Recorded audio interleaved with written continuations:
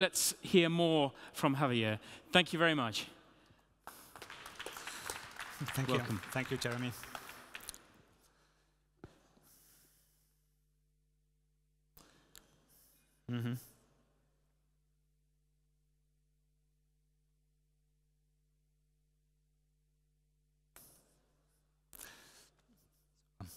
So thank you very much, and good afternoon to everyone. Thank you for being there.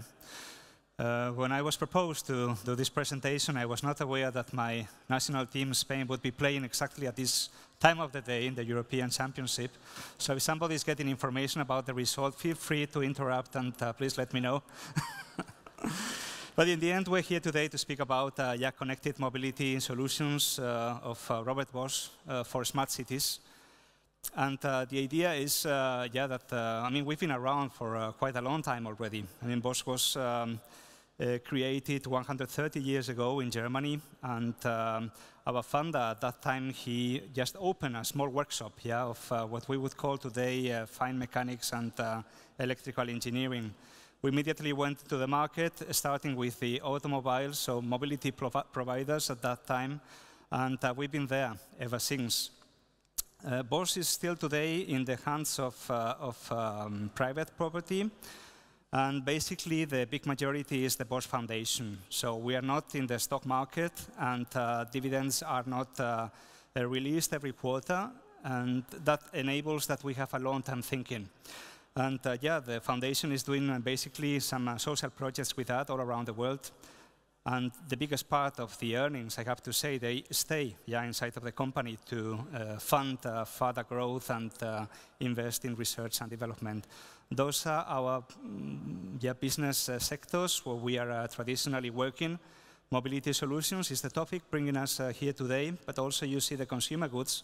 Probably this is what the public knows best about Bosch. And this is where we have our smart home initiative.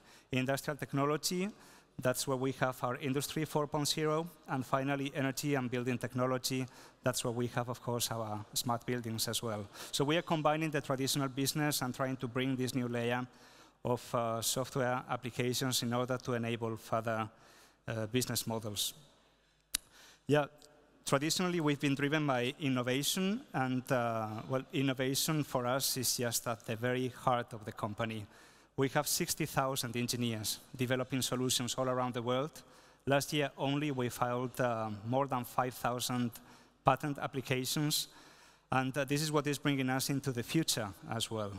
And now we want to give this new layer to our traditional offering.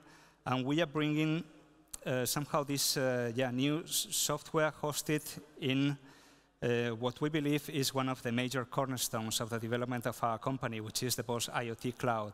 This was presented in March this year for the first time, and it's already available for everyone who wants to use it. We believe in open source, so you are really invited to make use of that. It's based in those three levels that we see there. At the bottom, infrastructure as a service. We have a platform.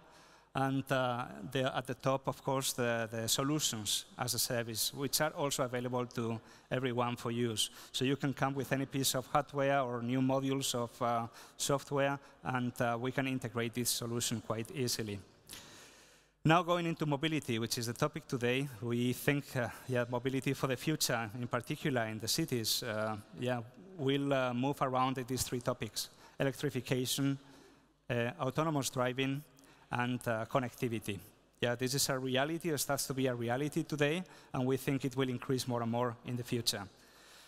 When we think about these self-driving cars, people speak about the different levels of automation, like keep your hands on the wheel, but the car is doing lots of things for you, or at least keep your eyes, you don't need your hands anymore. In the future, you will not even need to look into the road.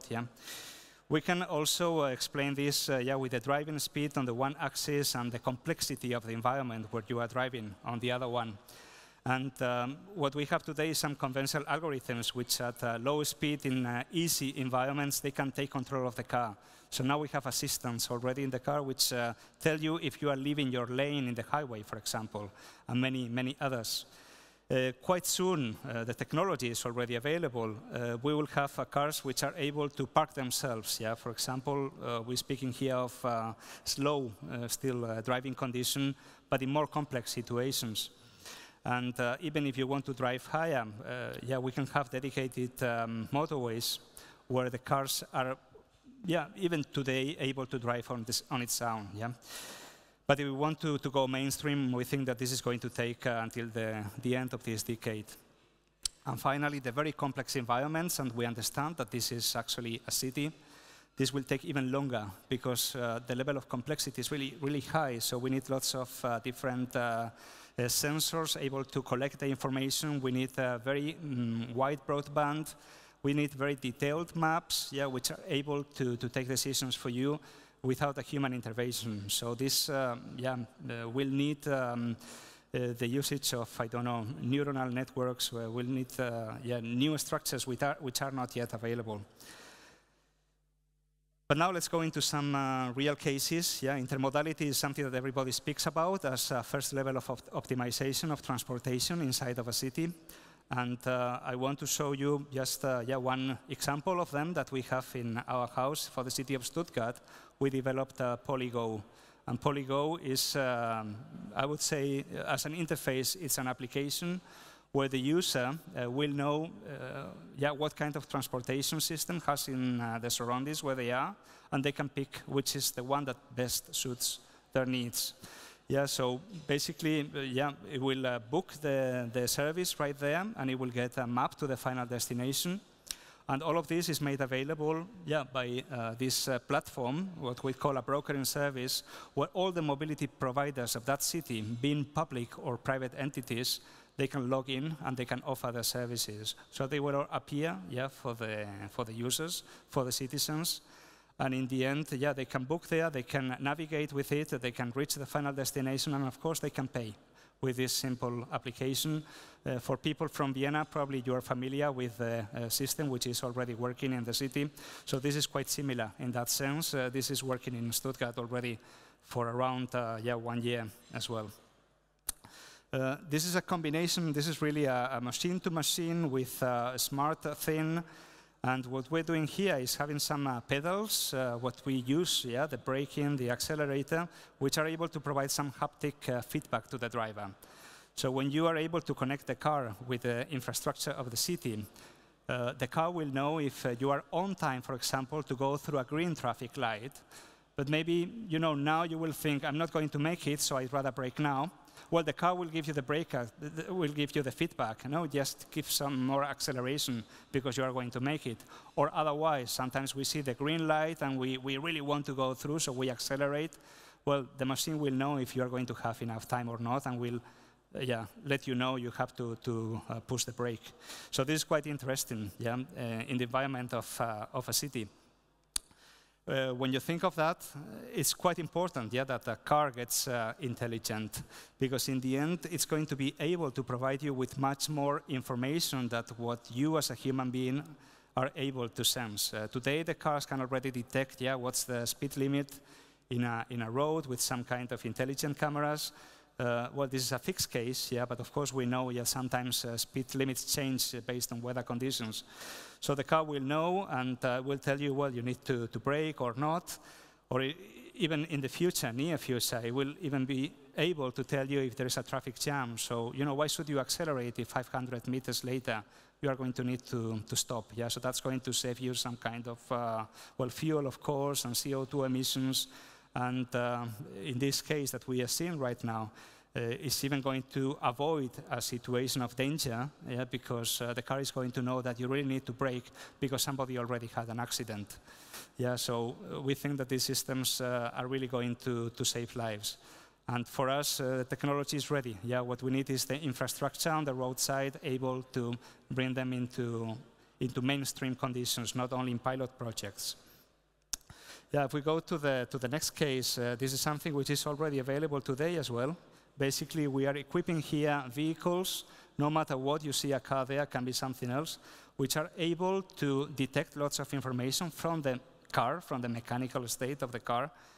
and put it somehow into the internet. Yeah? So what we see is sending that information to the backend up there, and the other information will be somehow elaborated and will give feedback in two ways. Yeah? One to the driver, saying, well, you have a very nice driving performance, you are saving fuel, you are doing everything the way you should or the way it is expected according to your profile.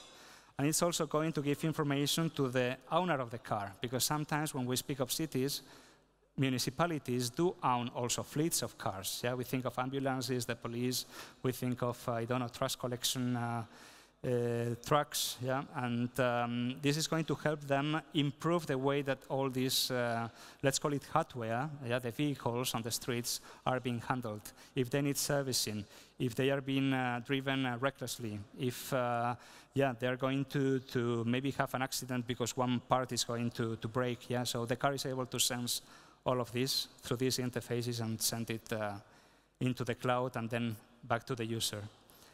Now we go to some parking, because we heard some cases before about parking solutions, and it is true, this is a big problem. And this particular case here is quite an intelligent one, because it requires no investment in hardware for the city. Yeah, basically, what it's doing is using the sensors that we have in the cars today, those sensors which help us park with the beep, beep, beep, beep. And it's been directed to the sites, so they are detecting if there is one space available for people to park there. That information is sent into the cloud and then is combined with some algorithms with a map of that particular city. And it's going to tell you, well, this is a real parking spot, or I don't know, it could even be like a bus stop, yeah, where you're not allowed to park.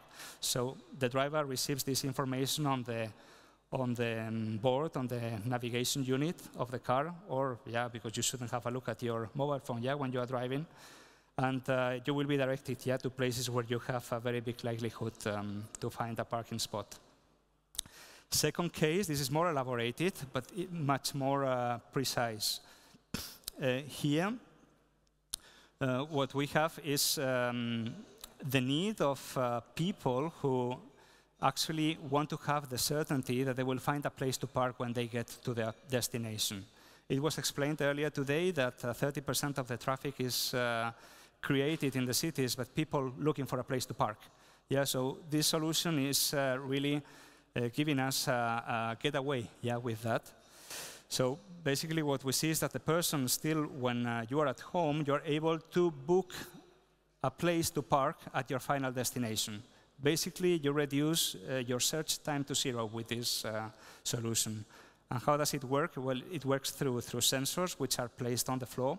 This is indoors, can also be outdoors, no problem. And the sensor is sending the information into the cloud that this particular spot is free right now. So it's made available in the application for the driver. And then it can be booked. Yeah? And that's more or less the way it works. Also, in parallel, if we're speaking about a parking lot here, a building, the parking operator is having real-time information of what the occupancy rate is. And maybe an estimate also for the near future, because he knows how many have been booked, yeah, of people driving there right now. So if you combine that with past information, then that person will know, well, we don't have a very good occupancy rate right now, based on statistical values. So can even play a little bit maybe with the prices or something else to go into this application and offer parking spots to the drivers. Yeah, so we think this is quite useful. And in the end, what it's doing as a benefit for the city is by reducing the amount of cars which are driving around the city looking for places to park. That is going to eliminate noise, is going to eliminate emissions, is going to give you savings in fuel. And in the end, it's also going to save you lots of stress, yeah, when you are parking, which is, by the way, one of the situations when most of the accidents take place. This is maybe a little bit looking into the future. Yeah? Technology, as I said before, is already available, but this is not yet mainstream. And we think it's going to take maybe a couple of years to go there. at BOSCH, yeah, we've been working in improving the parking experience for quite a long time already with all these sensors that I was mentioning about, with the 360 cameras. But in the end, we did some kind of research with drivers, and we understood that people normally like to drive, but nobody likes to park. So we say, you know, why should we actually try to improve that experience? We should eliminate it. So this is what this system is doing. And this is how it works. Basically what you see here is a car which is reaching a parking garage, can be indoor, outdoor, no problem. It needs some dedicated infrastructure, yes. And the driver just stepped out of the car and is using his mobile phone to tell the car, you know, go and find yourself a parking spot. I just want to go with my friend to have a cup of coffee. I want to use my time. I want to improve my quality of life. So the car is basically driving itself inside the garage, and even is able to sense if there is some other cars driving around. And once it gets to the dedicated spot, it will park itself. When you think of it, a car with no people inside doesn't need to open the doors. So that makes it possible that two cars can park very close to each other. So basically, you are increasing the density of cars per square meter that you can have inside that building. So if you have this available, it means that those parking spots are no longer available in the streets, so you are also releasing space in the streets for the people to use. On top of that, a car which drives on itself is supposed to have no accidents. It's supposed to have well-proven technology, which also facilitates the parking operation. So in the end, we're also going to eliminate this possibility of having accidents while parking, which is one of the biggest sources of accidents, by the way. So yeah, we think that this is going to really be a revolution, in the way that, that we understand urban mobility, in the very near future. Probably the last application is in electromobility. Of course, we also work together with car producers, but for the cities, I thought, well, maybe it makes sense to think of e-bikes as well. E-bikes, we start to see them all around. They are getting very, very popular in the last 2 or 3 years. We've sold until now more than 1 million units of these devices that you see here. Is the engine, is the battery, and then it's also a navigation unit. And because we're here speaking about the Internet of Things, this navigation unit, of course, is connected, with Wi-Fi, Bluetooth, with your mobile phone, and is giving the user lots of information. Not only about the state of the battery, or not only about how much power this engine is helping you with while driving, but it's also giving you navigation features. It's also going to tell you quite soon in the next evolution even the quality of the air that you are driving through, for example, and many other kind of applications that you can think of. So basically this is already available. I mean, you can buy it from any dealer, any shop of, for bicycles. But this connectivity is also helping us to create new business models, applications, use cases. So there you see the journey analysis is also, again, if you think about an operator, somebody who owns a fleet of electro-bicycles, like a city normally is, it's going to help them determine the mechanical state of each of the bicycles, when they need some servicing, when they have been dropped somewhere and somebody needs to go and collect them. If the bicycle is moving, but the engine is stopped, well, maybe it's because somebody stole it. So the geo-tracking is going to help us find the bicycle as well. Geofencing, just providing some limits. And even if there is an accident, well, the crash detection sensor will detect if there is an immediate acceleration or deceleration. And then finally, all these cases that we know, because we experience them out there in the streets every day, somehow they can be dealt with. So basically, this is my last slide. For anyone developing these projects, we just want to let you know that we are there, that we are willing to help, that we know what we are talking about because we've been doing that for 130 years already, and that in the end we can provide lots of things to this chain which is necessary to develop one of these projects. We cannot do it alone. We believe in collaboration. We believe in strategic partnerships. And we are there for you. So now, thank you very much, and I'm open to take your questions. Javier, thank you very much. Thank you.